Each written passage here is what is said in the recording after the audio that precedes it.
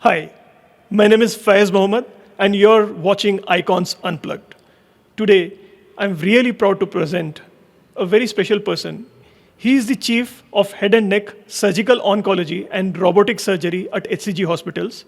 He is the innovator of Prosthetic, which is a brilliant device at 50 rupees. People could actually get a new vocal cord for themselves. And he's a very dear friend of mine. So I present to you Dr. Vishal Rao. Hi, Dr. Vishal. A very warm welcome to you at Icons Unplugged. Namaste. Morning. Thank you so much for coming in. You are the chief head and neck surgeon, oncologist surgeon at HCG Hospital. You are a TEDx speaker. You are a policy maker. You have been donning so many roles. You are a part of WHO. One of your biggest invention is the prosthetic. So how does it, and they say that it takes a lot of effort to be effortless. You've been juggling so many roles. How do you do this?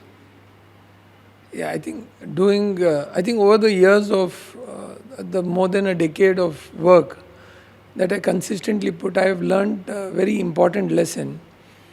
Faiz, during our regular conversations when we speak, I often share that, when you see a person floating in the swimming pool, you look at him and you see he looks effortless, correct? But I always say that it's only a perfect swimmer who knows swimming who can float so effortlessly. And if a person who doesn't know swimming goes and tries to float like that, he will drown. So effortlessness comes towards perfection. But that doesn't mean that effort need not be put. It's only at the peak of effort that at one point you need to drop effort and then it becomes ease. So my life's journey was something very chaotic. I took up many of these subjects at points because of the certain problems that I faced. For example, I think my journey as an oncologist began with Tata Hospital. I got trained, I came to Bangalore, began my journey as a surgical oncologist. And it was and continues to be my day job, what I do, my surgeries, my OPD, my patients, my taking care of them. And in this entire journey, I came across problem statements. One of the things I remember very beautifully, which my guru inspired me, was he said, when I completed my oncology and I was going back to Bangalore, he inspired me and said that if you can reduce one hospital, don't build another hospital. Wow. And I believe so that a healthy society today should have less hospitals, less illnesses, less doctors. Then you call it as a healthy society. So true. The departments of health across the world deal only with disease. They are not health departments. They are departments that deal with disease care. Health is a perspective wherein there is absence of all of this. And that changed my perspective and goal from being an oncologist who every day sees cancer patients and every day prays that one day this OPD should be empty. There should be no cancer patient. Then I have achieved something. If I'm saying I have expanded my work, now today I'm doing 10, I'm now doing 20 surgeries, then I think something is going wrong in the society.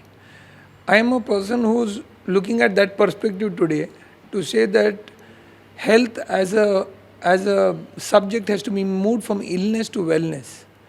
And prevention will play a pivotal role in the next coming years. And as you're seeing today, longevity and all these discussions are coming up.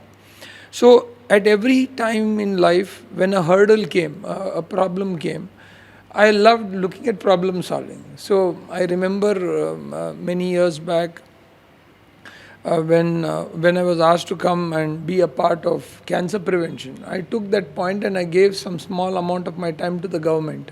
Yes. Okay. This was during COVID, if I'm not wrong. I'm saying 15 years back when actually we were asked and state government told, give us some amount of your time to look at cancer prevention. Mm-hmm. I became a part of the cancer prevention committee. I was there before the assembly talking on this subject.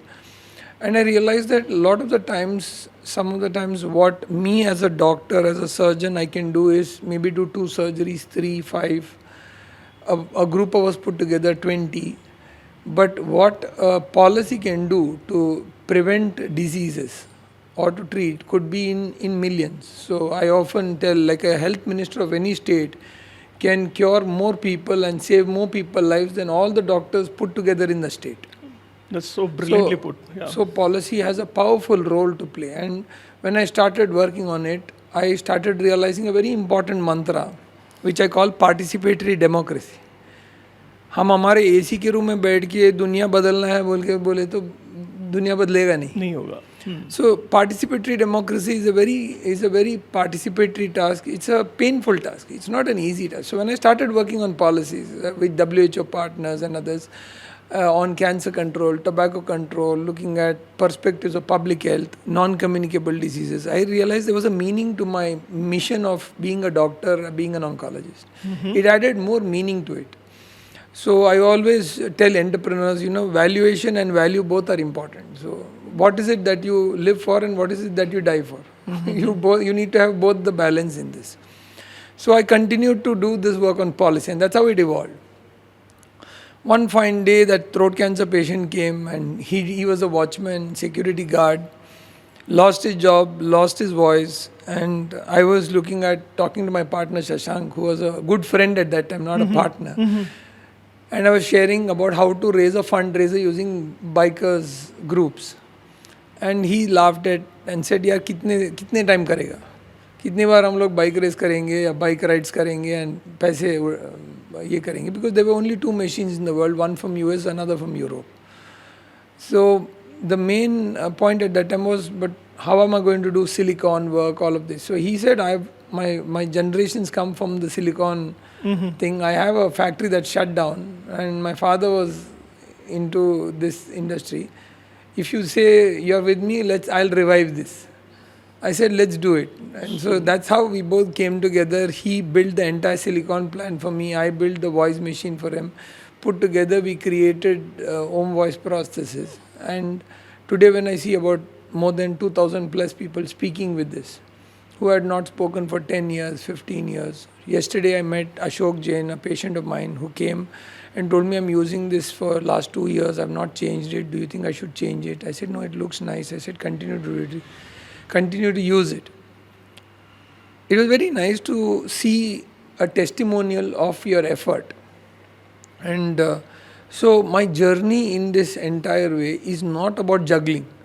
It's not about doing multiple things. It's about doing one single thing focused to that depth, that at every 100 feet depth that you go deeper, you find the problem and the social determinants of the problem, the perspectives of the problem. So what I understood in one single vertical, which I do, is health, which I took with cancer as the tip of the iceberg. And as I went deeper into the iceberg, I realized there are social determinants of health. Climate, there is habits, there are issues which are related to health. One layer deeper I went on policy, I realized that health as a policy is a health in all policy approach. Health department is only looking at disease. What about urban development? What about municipalities? What about rural department? What about finance department? What about agriculture? What about which gives us food? What about the food safety department? Look at the spectrum. All of them need to hold health as a responsibility. Only then will health be served. So every ministry was actually having a role to play in health. Climate has nothing to do with the health department, but actually controls our life, AQI today. So I think what you're brilliantly putting is everything is connected in a way. No matter what, while it looks like you're juggling various things, in a way everything is connected. And I remember you had, raised your voice for this anti-smoking campaign as well. And obviously, people would come after smoking to you and, talk about diseases. But you're saying that prevention is the best thing to stop this in the first place. And Faiz, this is what I was telling earlier, that my department, 95% of them come with some history of smoking or tobacco use, chewing tobacco, BD, Zarda, Kaini, Pan Masala, all of this. And I keep saying that it's a preventable department. My department need not exist at all. Why are we here? You have made a course, you made a program, you made super speciality, then you're making robotic surgery, then you're making all of this.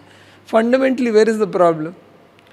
And if you could tackle it at that level, you would be able to make much more relevant, meaningful impact to the lives of people who in their 20s and 30s should be sitting and serving the nation. rather than sitting in that hospital getting their jaw, tongue and their eyes or jaws and face removed. That would make more meaning that day that should come that OPD and the department is empty. That department they say is no more required because वहाँ पे बीमारी है ही नहीं. That is the real goal of achievement of healthcare. So well put. Shah Rukh Khan had once in his interview, one of the journalists asked him that, why are you promoting these products like, those pan masalas and stuff like that? So he says, see, at the end of the day, I am an actor. Ask government to ban it in the first place. And while he gave a very commercial reply to this, what is your take? Both from, actors endorsing such products and also from a government point of view, because obviously governments get a lot of revenue through this. Revenue through it, yeah. Governments get a lot of revenue, political parties get funded with this. There is a lot of corruption involved in this entire system with regarding to illicit substances as well as legalized substances which are harmful to health. So for example, when you look at the packet, there is a clear warning with a picture. But yet a person consumes it, correct? Because it's not like an electric wire that is out here and if you tell me, Vishal bhai, ये आप touch करोगे तो shock लग जाएगा, तो मैं नहीं touch करूँगा. बराबर है. बट अगर आप बोलोगे सर 10 साल के बाद आपको शायद शॉक लग सकता है, बोलेगा हाँ ठीक है तो ट्राई करेंगे. So that's the difference that happens. So as we were evolving in this journey of understanding the subject, now a person like Shah Rukh Khan said this. I had a similar experience. I was in the assembly of Karnataka. There was a discussion. They had called me in for the committee discussion, and one of the very pro advocates of tobacco, one of the senior legislators, Pro tobacco. very pro tobacco. They had a lot of growers in that particular constituencies. So they were very pro tobacco, and they talked about livelihood. They talked about pertinent matters, and also he gave a very beautiful remark. I remember saying, वो photo में तो लिखा है ना उसमें कि dangerous है, फिर क्या प्रॉब्लम है, वो तो ले रहा है, तो मैं कहाँ से बोल रहा हूँ कि तो बोलो गवर्नमेंट को जो करना है. गवर्नमेंट तो अपना मैसेज दे रहा है कि ये इसमें कैंसर हो सकता है, डेंजरस है, फिर वो क्यों कंज्यूमर क्यों ले रहा है प्रोडक्ट को. That is Shahrukh Khan sitting inside the legislator. Wow. One more fellow, one more Shah Rukh Khan inside there. There is one Shah Rukh Khan here who is saying, मेरा क्या बोल, मैं तो पैसे बना रहा हूँ, मैं भी पैसे बना रहा हूँ, सब तो पैसे बना रहे हैं. एंड इसमें जो नशे का जो चल रहा है, निकोटीन का जो नशे का जो जिसका आदत लग रहा है लोगों को, वो जब बीमारी आते तो हम उसको क्या करते हैं, नया स्कीम बना देते हैं, नया गवर्नमेंट स्कीम बना के बोलते हैं आपको फ्री में ट्रीट कर देंगे. हाँ, so it's a very paradoxical capitalistic approach to a solvable problem at scale. Okay, so in my perspective, and I in that particular debate that happened in that discussion, I stood up and I gave, because honorable speaker, deputy speakers had asked me, what's your perspective on this? And I told them a very interesting thing, sir. Sometimes answers to complex questions would rather be simple. Yeah. It's called the Occam's razor principle. Exactly. Yeah. When you're faced with a very complex problem, find a very simple solution. So I was giving them the example of when I think N.T. Ramarao's regime, they banned alcohol in Andhra at that time. I had read this part of a very interesting perspective somewhere. So I was sharing this note saying that, do you know that when N.T. Ramarao's regime, when they banned alcohol, tell me one of the most profound things that happened, one of the most interesting things that happened as an impact. Curious to know, please. Take a guess. Generally, what happens is when you have restrictions, people, there's a lot of black market which thrives because of this. Yeah, but I'm saying good thing that happened, something good that happened. Beautiful. Probably instead of alcohol, people would have tried to consume something healthier. Yeah, so something more profound happened. Okay. So what happened, and when people looked into it, was when alcohol got banned in Andhra, in the N.T. Ramarao regime, the studies that showed, and I think a lot of this was also a reflection in Bihar when they did that effort. Yeah. Women opened bank accounts. Wow. Now I'm just telling you, I'll just look at this simple perspective that the man who used to stand there at 5 a.m. in the morning. Yesterday was Men's Day. We are celebrating Men's Day yesterday. Okay. I'm glad there is a day for that. Yeah. And that man who used to stand there at 5 a.m. in the morning, Before he starts his work, he would be in the queue in the liquor shop, Arek shop. And he would be drinking, and then he would beat his family, take the money from the wife who is to work, who is to assault his own family. Things that I feel are abominable were being done, stopped. Three Shakti groups got dismantled. It was a very beautiful social impact. So policy itself is a big prescription according to you. So what I asked them was, can you tell me, forget about उसका liver ठीक हो गया, correct? घर के हालात ठीक हो गए. समाज में परिवर्तन आया. आप क्या एक बॉटल को निकालने के बाद समाज में परिवर्तन आ गया. जो आदमी गटर में पड़ा रहता था घर में बैठता है, बच्ची पढ़ रही है, माँ काम कर रही है, वो घर आता है, घर में साथ में खाना खाते हैं. बहुत बड़ा परिवर्तन हो गया. डॉक्टर वी आर एक चीज़ पूछता हूँ as a common man, you know, and I am so proud that you could have actually sold the own prosthetic for 50,000 rupees, but you chose to sell at 50 rupees, if I remember. You know, that's when it began, and then you know it was media covered like $1 के अंदर में own prosthetic, and I think उस time पे dollar का rate ही उतना था. And but today, you know, and I only wish because personally you treated my father for cancer, and thanks so much, and that's how our friendship began. I've seen you very closely, and every time anybody enters your OPD, people, get a lot of hope. And you had once told a brilliant thing that किसी का hope कभी life में छीनना नहीं चाहिए. But आज people when they enter a hospital, especially middle class or people who cannot afford it, they get very hopeless. The reason is आज एक common man probably एक court में जाने से या police station में जाने से या hospital में जाने से डरता है. Forget the disease, it's the bill, the invoice which is going to kill them. And with all these insurance companies also, there is so much to that. So and with every other place which I mentioned, वहाँ पे life is not at stake, hospital में है. So don't you think आज lot of health places have become very commercial? So I'll give you a more detailed answer to this. Please. There were 3 C's that were responsible for this. 3 C's. First one you have uttered, commercialization, capital medicine. Commercialization and capital medicine, which is the first C. So we have moved from what we call as regular capitalism to vulture capitalism. Oh my God, okay. Well, you know what's vulture capitalism? I want to put money today, tomorrow morning I want returns. Okay, healthcare doesn't work like that. The second problem was lack of concern, which generally people felt. And that happens sometimes at the edge of commercialization. That, and this happens in every walk of life. I went to a bakery, I asked the fellow that, does this bread have preservative? He said, no, so this is the most excellent organic bread. And I opened the label, there were 4 preservatives. Oh. It doesn't matter for him. He just doesn't matter who's taking it, who's buying it. I'm already looking for a new job. It doesn't matter whether you live or die. That kind of an attitude. So lack of concern. And third thing is lack of communication, poor communication with the patients. These 3 led to the downfall of this healthcare industry. So-called, I wouldn't want to call it an industry, but for whatever reason, I'm saying healthcare systems. The downfall of the healthcare systems began from capital medicine because of these 3 C's: commercialization, lack of concern, poor communication. These 3, I feel, are the fundamental bedrocks of trust for a patient and a doctor's relationship. So true. And so the day we are able to rebuild this into our curriculums, like my teachers, whom I feel very inspired about, taught me, and many of us like this, and we doing our bit. So I want to tell you, Faiz, that these are the 3 reasons today that somewhere we need to be a part of that change. And I believe if I have to change this world, if I can be a part of that change, where I show these 3 C's are relevant to me, and I'm doing my bit. I'm not saying I'm solving it. I'm not saying I'm justifying it. But what happens is that 5-10% people spoil the whole market, spoil the whole name of an institution, organization, system. Today, tell me which particular institution or a particular system is there where corruption or trust has not been lost. So true. Is it spiritualism? Yeah. Is it judiciary?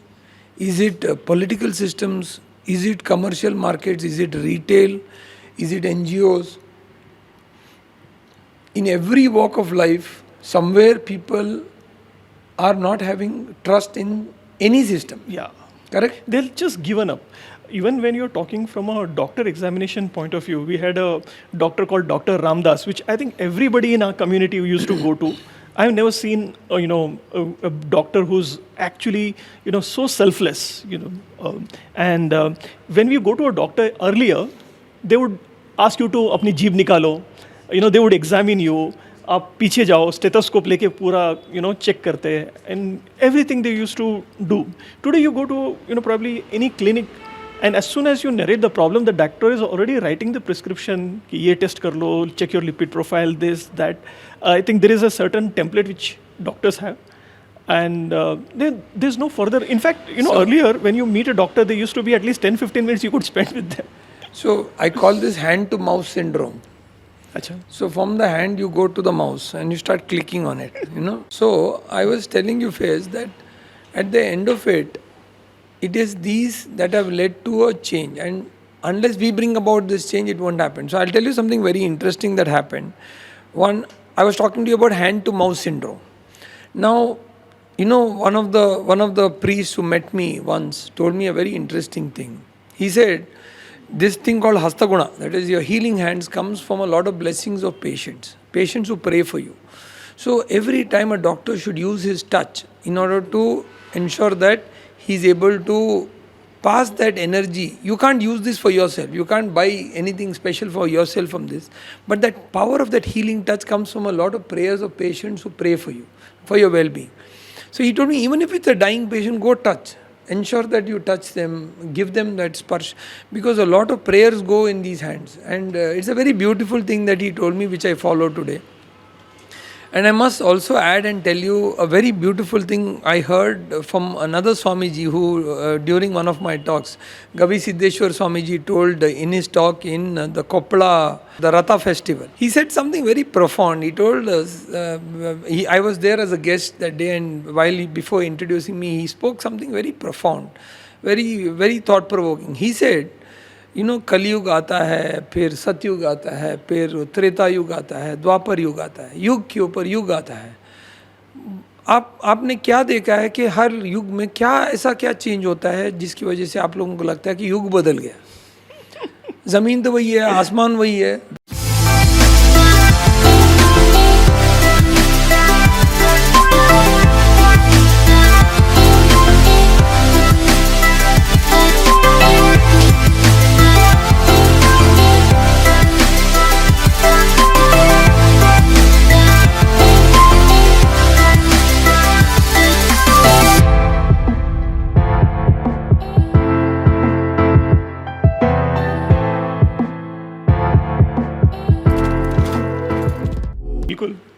तो हवा वही है, धूल मिट्टी वही है, पंचभूत वही हैं, तो क्या बदला ये युगों में?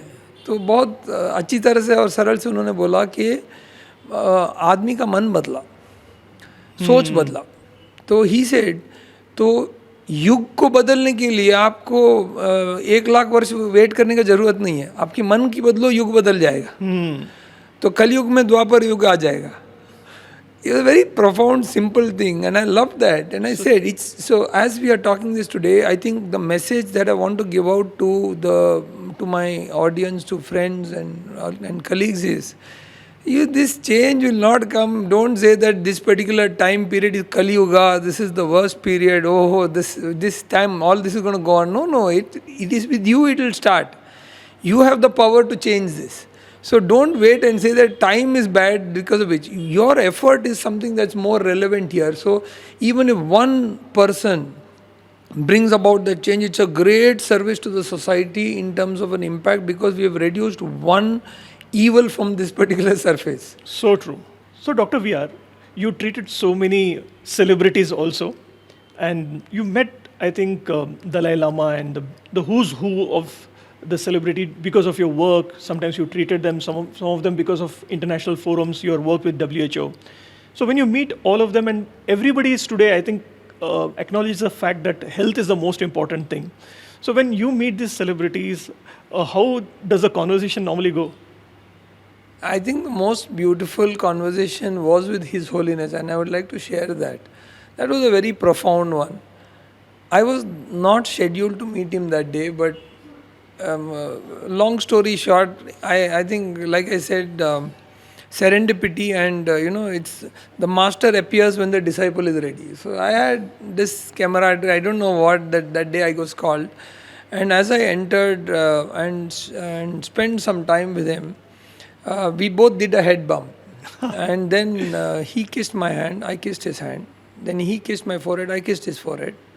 And then we both exchanged a lot of notes. It was very beautiful, very profound, very soul wrenching. In the sense, it was. Sorry, I would not say soul wrenching. I would say soul filling. It was such a beautiful experience that words couldn't describe it, but an immense peace was there. And we exchanged notes. He signed a book and gifted me a book of the universe inside one atom. Oh, beautiful. Okay. There's so much of depth in it. Yeah, and then I've been working with their group on science and spiritualism, and so he told me a very nice thing which I loved. There are two things which I often quote him for. One, he said that an idea comes to you, not from you. So I think that's a very lovely thing for an innovator to talk, because an innovator always thinks that I am the source of the invention. It's me. मुझ में idea है. And on a lighter note, I keep telling all my inventor friends, यार कितनी बार आप लोगों को होता है कि आप सुबह को एक brilliant idea लेके उठते हो. You wake up with a brilliant idea. Google it to realize 200 people have already done it. And you missed your Nobel Prize. Correct? Very so true. that's the reality of idea. So idea comes to you. It's reaching out to so many people at the same time. So in this room today, it's reaching out to so many people. But who's receptive is the question. And that's what His Holiness' message was very profound on that. And the other message which I think he told me was very special. He says, Vishal, whenever in the crossroads of science and spiritualism you stand, follow science. Okay? And that must be a great dilemma to you, because knowing you are, your bent of mind is always, you believe in the higher purpose, you believe in destiny. Yeah. So when you are at a crossroad like that, choosing science must be difficult. And I was seeking answers. Okay. Because, there are mystics, there are spiritual masters, there is science. So where do all of these fit in together in some mixed bag, So he said something very simple. He said, whenever in the crossroads of science and spiritualism, look at science and revalidate the dimensions of spiritualism. He said, from a quote of Gautam Buddha, saying, Gautam Buddha himself practiced that, don't follow me blindly. Do not use my words as dogma. Experience it. Only then will you be able to understand the actual meaning of it, and that will be your real proof. Not my preachings and blindly following it. But I think there is a very beautiful dimension to it in the world of science. And he always said that validate each aspects of spiritualism with science, and that will give you a dimension to validate spiritualism through science. And it's a beautiful subject to touch. There's a very beautiful quote which I like, that you are not a human being having a spiritual experience, you are a spiritual being having a human experience. So this dichotomy between spirituality and humanity is very fascinating. And for me, this comes from a perspective because I spend more time with death than life. So for me, looking at the entire spectrum of, you don't choose the day you're born, you don't choose the day you go. So you're never born, never died, you're just traveling, correct, between these two time spaces. That brings the perspective of that discussion which His Holiness said, and I think it's a very, very beautiful one. And that book is worth a read for our readers, of Universe Inside One Atom, where he blends the entire philosophy into one and gives so much of a pedestal to science to say that if you think that it is not validated, you can discard it from religion and spiritualism. Just I'm here to validate you and tell you that I'm a supporter of this approach. And I think that was one of the very special and meaningful meetings that I remembered from. So Dr. VR, there's a lot of myth around cancer. Aajkal Instagram pe to there are a lot of health influencers talking about 5 foods which can prevent cancer or cure cancer. And there's a lot of myth about genetics and lifestyles as far as cancer is concerned. So we want today for you to bust us these myths and also suggest us what kind of lifestyle is very important to ensure that, you live a cancer-free life? Thank you, Faiz. This is a very nice question. I love the perspective, and I understand where it comes from. Today, I think WhatsApp is an own university, Instagram is another university, and a lot of information is being overloaded. We are in an information deluge. At this juncture, I think the first thing that I would like to tell all of you is, there's an old saying that the worst vice a person can have is advice. So I'm not advising you all. So don't please forgive me for this. I'm not here to advise you all on what is right, what is wrong. But let me take a philosophical take on this. A philosophical take is, many people ask me, why is it that cancer is rising? And the WHO predictions is that next 10 years, the data shows that 1 in 3 will have cancer. Most likely one family member, one person will suffer from cancer. My God. Now, if we are looking at such a dreadful data, fundamentally, what is it that we'll need to look at in order to actually understand? And that's when I spoke to you, Faiz, earlier about the social determinants of health. Correct? And that is the fabric with which we are going to actually look at it. And I'm going to give you a perspective on this, not a direct answer, but I would say that today, as a society, we are living in an unlimited, instant and a more era. So if you look at instant coffee, instant burger, instant love, instant marriage, instant divorce, instant date, instant this, it's a rapidly searching instant moment, an instant idli, an instant thing. There is a sense of urgency, immediacy, which is coming from a heavily capital-driven society, which thinks that ultimately the goal is going to be to look at the vulture capital approach. You have an unlimited approach. That is, you want unlimited food when your body's needs are limited.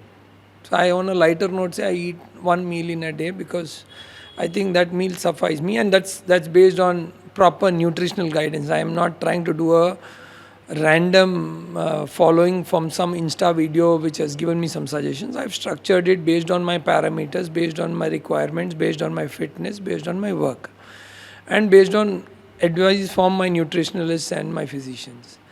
But what I wanted to tell you is that in this unlimited era, we are searching for buffets where there are 24 items and 15 desserts. So when your body's needs are limited. And you're looking at more. That means we've passed the era of buy one, get one free. The current generations are looking for buy one, get 3 free. So in this era, that is cancer itself. The mind has entered into the cancer zone, where everything is asking for unlimited, more, instant, and that is nothing but cancer. That is nothing but cancer. So you cannot make a bread that can live for 1 week, 2 weeks, 1 month open. I used to remember there was a time every day I used to go cycling to the bakery, get the bread from home and get it back home. To today a time when they say even if you keep it open, nothing happens. But there's so much of GMOs, preservatives, all added into it. So naturally you are shifting. The WHO has today spoken about a farm to plate approach on how to keep the entire thing safe from the farm to the plate.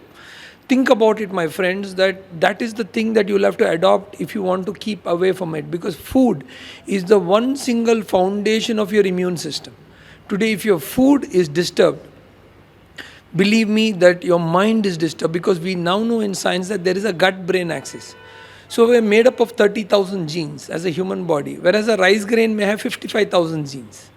Your gut has 2 crore genes that decide many hormones, that decide happiness of your mind, the balance of the gut, the digestion, the reaction, the strength, the overall responses, attitudes, all of this.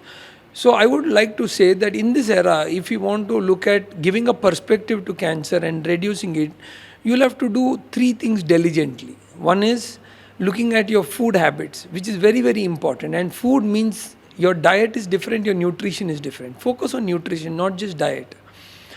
And as I said, unlimited, more and instant. Go a little slower. The world is needed to slow down. It's time for the world to slow down, because accelerating it is not helping it. Europe, for example, when I was looking at one of the models, they were looking at presentism as a problem more than absenteeism.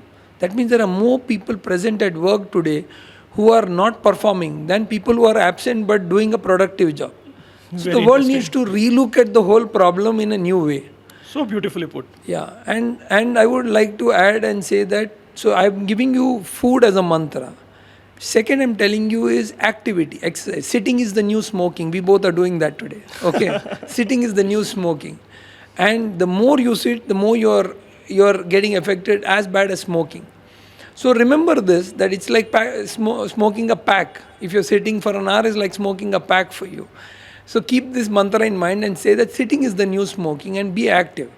Now here, remember that fat is death, muscle is life. As a general mantra, I'm not scaring you all on this, but if you know this, try to reduce your visceral fat and your subcutaneous fat. Your visceral fat is more dangerous because it is metabolically active, it is alive, it is working.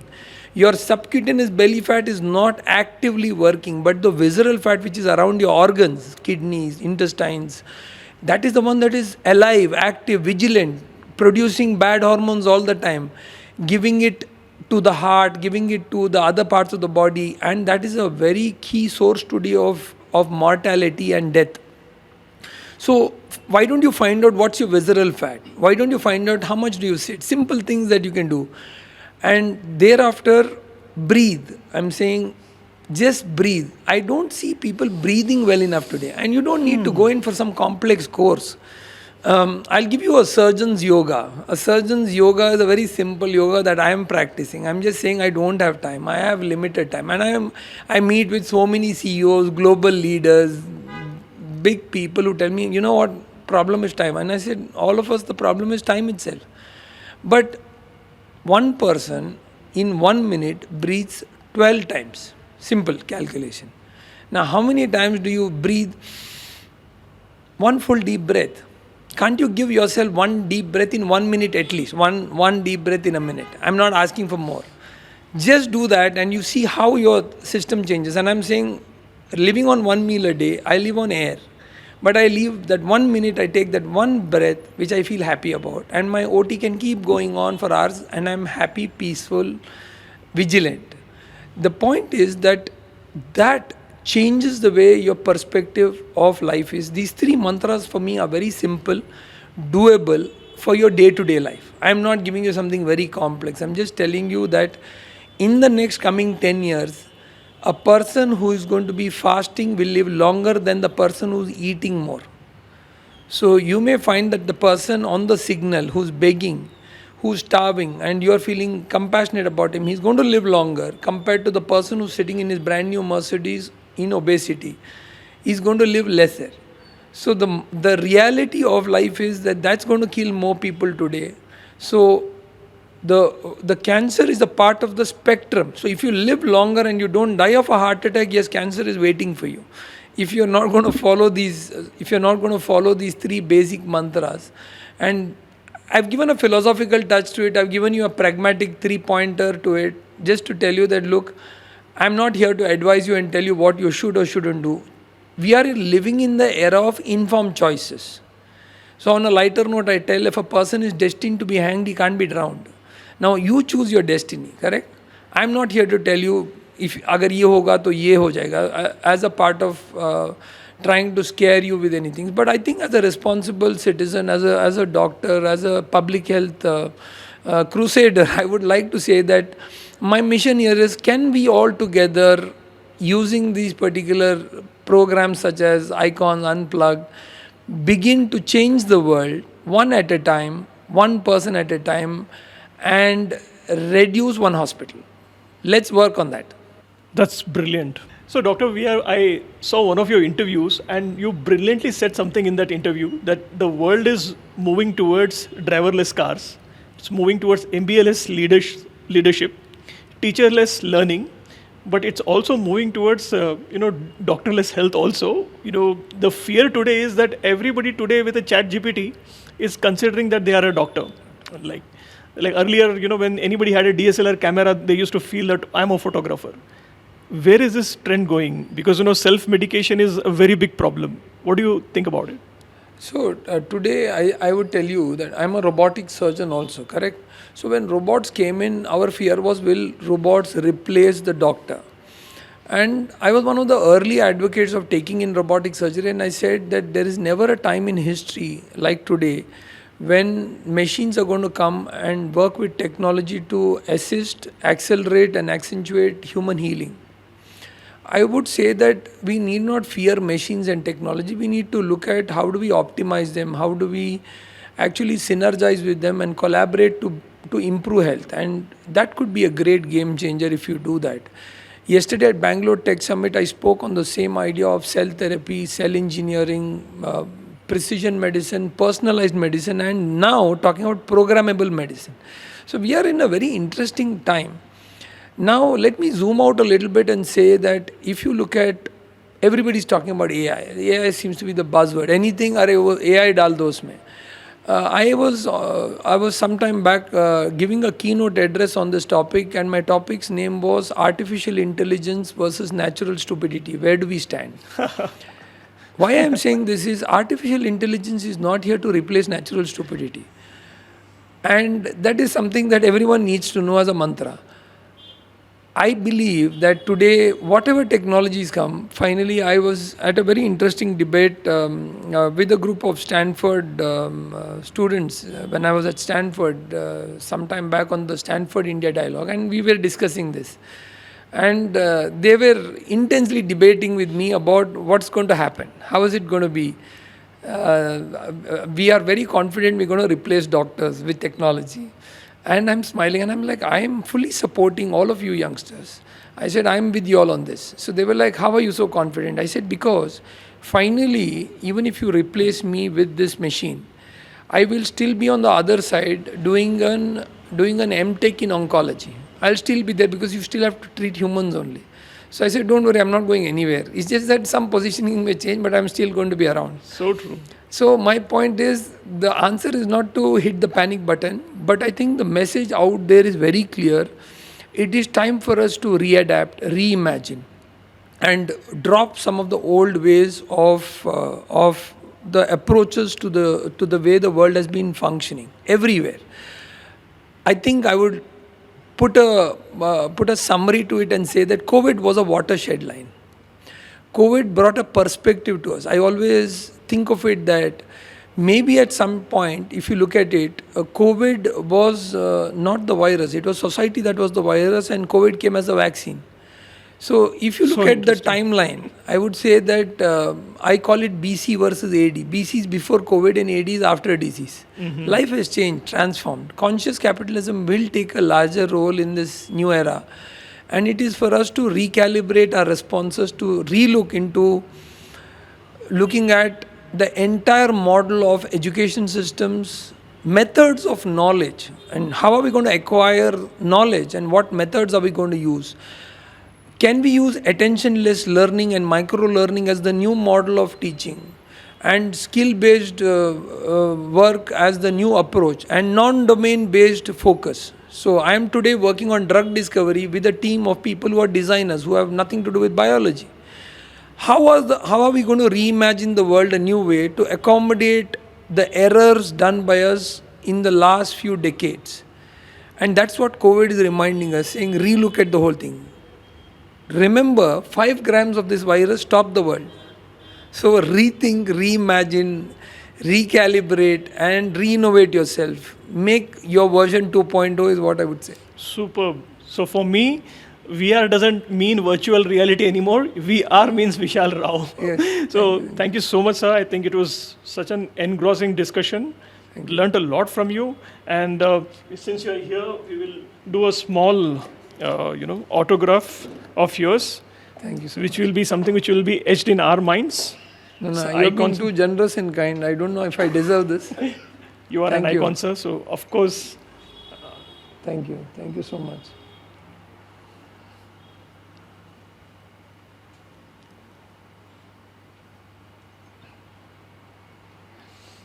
Thank you so much, Faiz. Thank you for this honor. Thank you so much. Very kind of you. Good day. Thank you.